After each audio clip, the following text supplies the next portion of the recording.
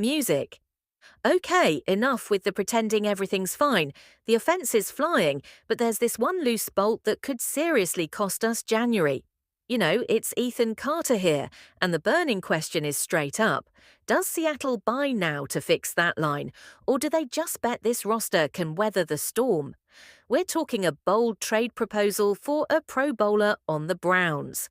This super shaky rumor about Riq Woolen, a revolving door of tryouts in the secondary, and one rookie O playing like a grizzled veteran. You feel that pressure, man? I feel the pressure. If we nail this one correction, the season hits a whole new gear. If we mess it up, it's going to hurt the soul. Ready to jump into this no-holds-barred conversation? All right, Faithful 12.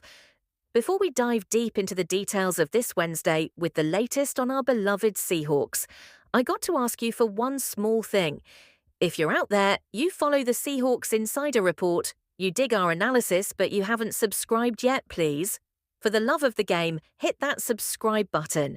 It's absolutely crucial for the channel and for keeping our awesome Seahawks community growing. Seriously, thanks for the backup, fam. Immediate gut punch. Seattle cannot tolerate a guard who keeps failing in the trenches anymore. The turning point demands action and fast. The whole mess I'm seeing started with the Anthony Bradford disaster, and now it points directly at Cleveland, with the Browns spiraling at 1-5.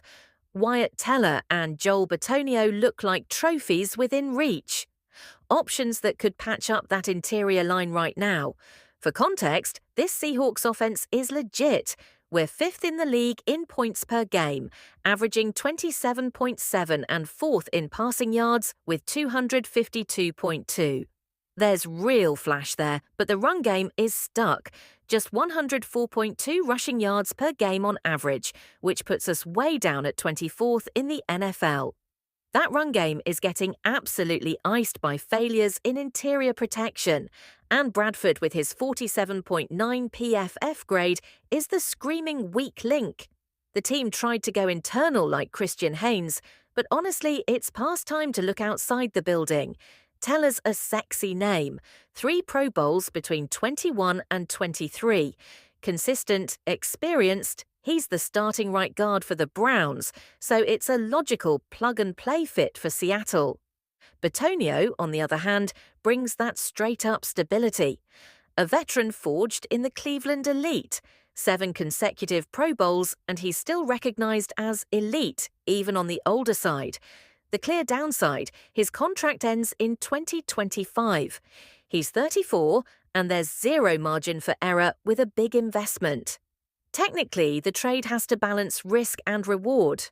Teller is a palatable commitment, still productive, but that physical wear and tear is coming. Bonio delivers instant security, but that retirement clock is ticking. Cap-wise and for compensation, the Browns are likely asking for mid-round picks. Seattle could offer a third-rounder and a young backup. If we fix this line, the offense stops carrying this massive vulnerability. If we fail, we just widen the cracks we've seen for years. My take, Seattle has to pull the trigger. Trading for a veteran guard now is way smarter than praying for a Bradford miracle. The ceiling is right there, man. The floor, though, is straight up dangerous. Would you risk a draft pick for a vet guard now, or roll the dice one more time on Bradford turning it around? And if the price for security is the future, what the hell should Seattle choose? Who saw this coming? Riq Woolen, the lightning bolt who once ignited this secondary, now with one foot out the door in Seattle. The whispers behind the scenes are loud and clear. The corner, who used to be a symbol of speed and instinct, has become a live question mark in the defensive scheme. Woolen's lost snaps, confidence, even his minutes on the field. And the scariest part, his name has started swirling in trade talks with the Dallas Cowboys. The idea sounds crazy, but it makes total sense in context. Woolen on an expiring contract and battling a concussion is a vulnerable asset. Christopher Knox from Bleacher Report pointed to the Cowboys and the Lions as the main suitors, suggesting Seattle could snag a 2026 third-round pick. That's good compensation for a guy who just doesn't fit the scheme anymore. This Seahawks defense is among the league's most productive, but we still see communication breakdowns and inconsistency in the secondary. Devin Witherspoon is our technical anchor, no doubt, and Shaquille Griffin is a solid alternative again. But the other side of the field, once Woolen's domain, has turned into a whirlpool of errors and hesitation. Fans can see it. The dude who used to jump every route now hesitates even on the first step. Maybe he needs a change of scenery, another system, a different coach. Dallas, who's desperate for stability after getting shredded by the Panthers, sees him as a chance to revive their secondary. This trade, if it happens, isn't just technical, it's symbolic. It's Seattle admitting they can't cling to the memories of 2022 anymore. And there's cold logic to that. A third-rounder could be ammo to beef up the defensive front or invest in a more physical corner, which is exactly what coordinator Mike McDonald loves. Technically, it's smart. Emotionally, it hurts. Woolen was one of those amazing finds, but the light faded faster than we thought. And if he goes, that void needs to be filled ASAP because injuries to Witherspoon and Griffin have left that unit on high alert. Would you trade Riq Woolen right now for a third-rounder and close this chapter? Or do you still believe he can find that 2022 instinct again? And bigger picture, if he leaves, who the hell holds down that side of the secondary? And that, my friends, is exactly why the team's next move is critical. Seattle has opened the door to tryouts for rookies and veterans who could completely change this scenario. A quiet surprise, but a necessary one. While the rumors are flying, Seattle's working behind the scenes, and that tells you everything you need to know about what's coming. The team opened the practice facility doors for a new wave of tryouts, and the focus is crystal clear.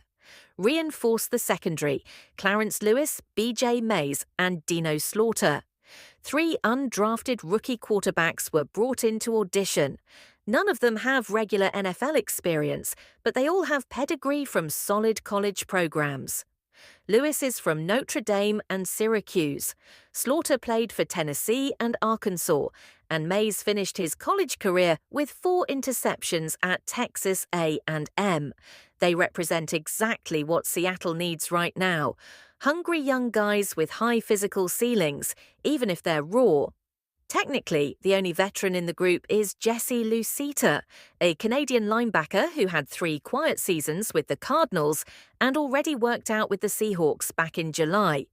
This is a flashing red light that Pete Carroll and Mike McDonald are not comfortable with the defensive depth, and they have reason to be uneasy.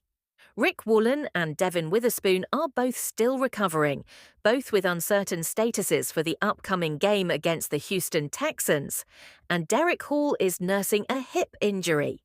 The current group of backups with Shaquille Griffin and Shamar Jean-Charles is holding the fort, but this roster needs immediate contingency. The weird thing is, even with the defense performing well overall, Seattle seems to be in preventative mode. They don't want to get blindsided if that unit collapses. And there's a touch of nostalgia in all this. The franchise has always been famous for polishing unknowns until they become stars. Remember Richard Sherman, Byron Maxwell, even Woolen himself? Yeah, history's repeating, but with a different feel. The difference now is the sense of urgency. This tryout isn't just an evaluation, it's a warning shot. The staff wants to find pieces that can sustain the intense blitzing and rotation system. McDonald implemented. And maybe, just maybe, among these names, there's a new diamond in the rough. Because while the defense is being patched up, the offense has another enigma growing. A rookie who's making headlines not for potential, but for veteran-level performance. Irony of ironies. While the defense stumbles around looking for reinforcements, the unexpected bright spot is coming from the offense and from a rookie nobody expected to dominate this soon. Gray Zable, the guard out of North Dakota State, has quietly become the symbol of this new generation. In just 6 games, he already leads all interior linemen in the NFL in run-block win rate, according to ESPN. That number is insane. 83% success in his battles. And the most impressive part, he still has room to get better. Next to Charles Cross, Zable has formed a reliable wall on the left side of the line, but the contrast with the right side is glaring. Centre Jalen Sundell has been consistent enough, but Anthony Bradford, him again, is still sinking that unit. In 186 pass protection snaps, he's already given up 12 pressures, a mark that puts him among the worst guards in the league. And when quarterback Sam Darnold needs a stable pocket, every Bradford failure weighs like an invisible turnover. The crazy thing is, Zable, even while adjusting, has become a mirror of everything the Seahawks are looking for: technique, composure, and controlled aggression. He's a rookie with a veteran soul. The comparison to the Walter Jones era is way too early, but fans are getting that good déjà vu. That feeling of seeing a young guy who truly understands the DNA of the trenches. There's just one problem. His success screams about the urgency of fixing the rest of the line. The passing game under Clint Kubiak is humming, but the run game is still stalled precisely because half the line can't keep up with the standard of excellence. That's where the front office needs to be ruthless.